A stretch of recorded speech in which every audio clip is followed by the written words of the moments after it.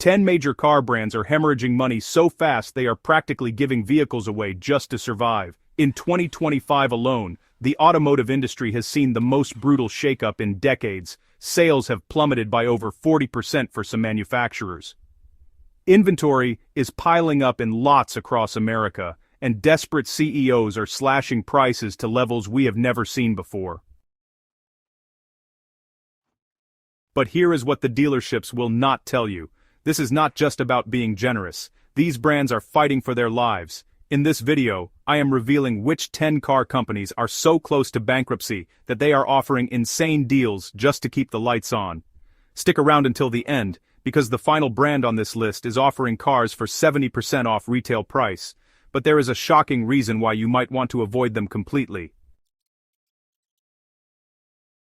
Please subscribe, like, and share your thoughts below. Are you seeing these deals in your area? Before we start, have you noticed any of these brands missing from your local dealerships?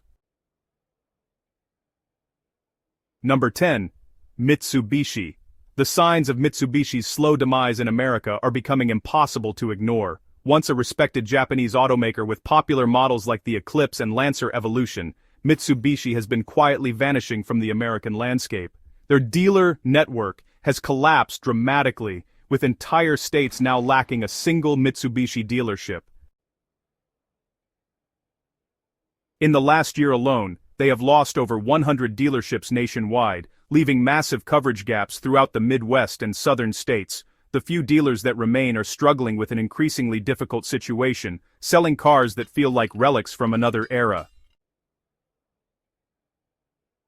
Mitsubishi's current lineup still relies heavily on decade-old Nissan platforms and technology, while competitors have embraced advanced driver assistance systems, modernized infotainment, and electrification. Mitsubishi continues selling essentially the same vehicles they offered in 2015. The Outlander, despite a recent refresh, uses an architecture developed when Obama was still president. This technological stagnation has created a desperate incentive spiral. Dealers are now offering mind-boggling cash rebates and financing deals that would have been unthinkable even 2 years ago. Advertised discounts of $7,000 to $9,000 on vehicles that originally cost $25,000 mean dealers are essentially selling cars at or below cost just to keep the lights on. So, 0% financing for 84 months has become standard rather than exceptional, which is honestly a clear sign of a company willing to lose money today just to survive until tomorrow. The sales numbers, well, they tell the brutal truth about Mitsubishi's trajectory. Year-over-year declines have consistently hit double digits, with some months showing drops of over 35%. The brand that once sold over 345,000 vehicles annually in America now struggles to move 85,000 units.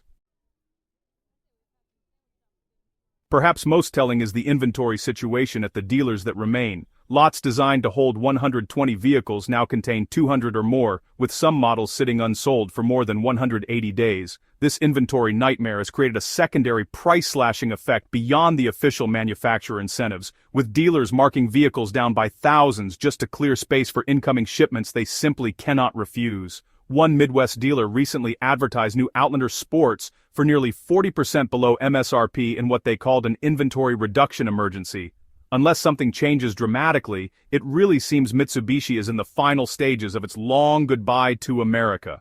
A slow-motion exit disguised as increasingly desperate discounts.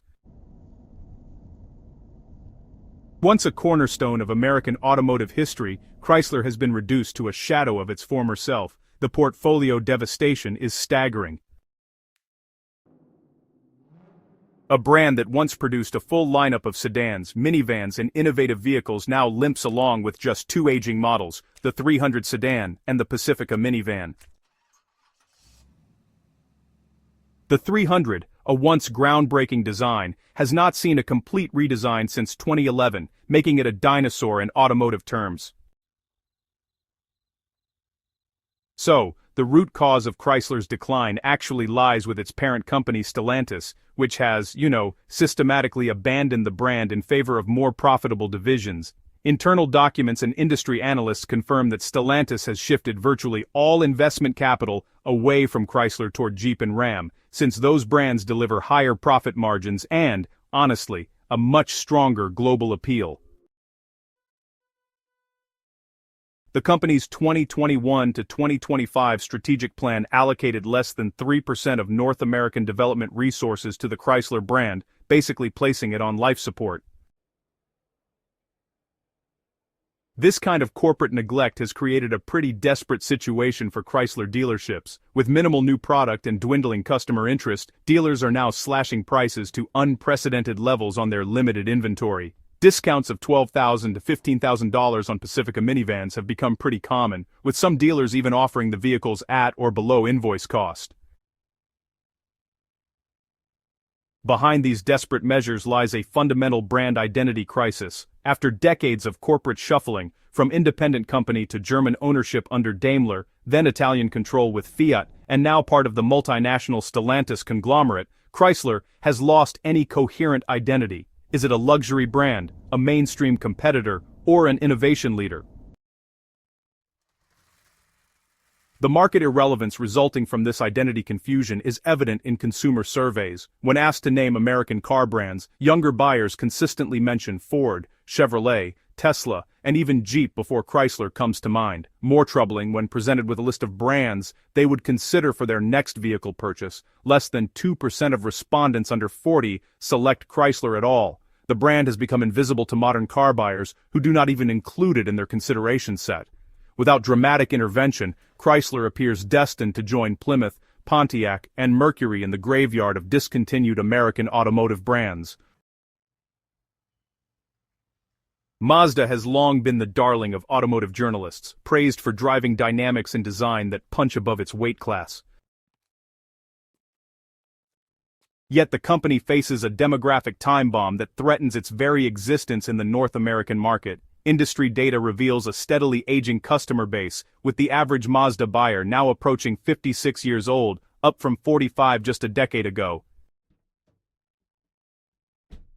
While the brand maintained fierce loyalty among driving enthusiasts born in the 1960s and the 1970s, it has failed to connect with younger buyers who increasingly choose Korean and American alternatives or skip car ownership altogether. This demographic challenge coincides with a cost structure collapse that has squeezed Mazda from both ends. As a smaller manufacturer lacking Toyota or Volkswagen's economies of scale, Mazda's production costs have risen dramatically amid supply chain disruptions and inflation. Market positioning prevents them from passing these costs to consumers through higher prices. The result is profit margins that have thinned to nearly non-existent levels on many models, particularly the sedans that once defined the brand. Dealers, sensing this vulnerability, have developed increasingly creative survival tactics to move inventory. Beyond traditional discounting, Mazda dealerships have pioneered bundling strategies that mask the true depth of price cuts. Complimentary extended warranties, typically worth $2,500 plus free maintenance for 5 years, and dealer-financed appearance packages allow them to advertise seemingly modest discounts while delivering effective price reductions of 25% or more. These desperate measures stem from a fundamental market positioning failure. Mazda's long-term strategy involved moving upmarket to become a Japanese BMW, investing heavily in premium interior materials, refined driving dynamics, and sophisticated design. Yet the brand has found itself trapped in an uncomfortable middle ground, too expensive to compete with mainstream brands like Honda and Hyundai, yet lacking the badge prestige to steal sales from Audi or Lexus.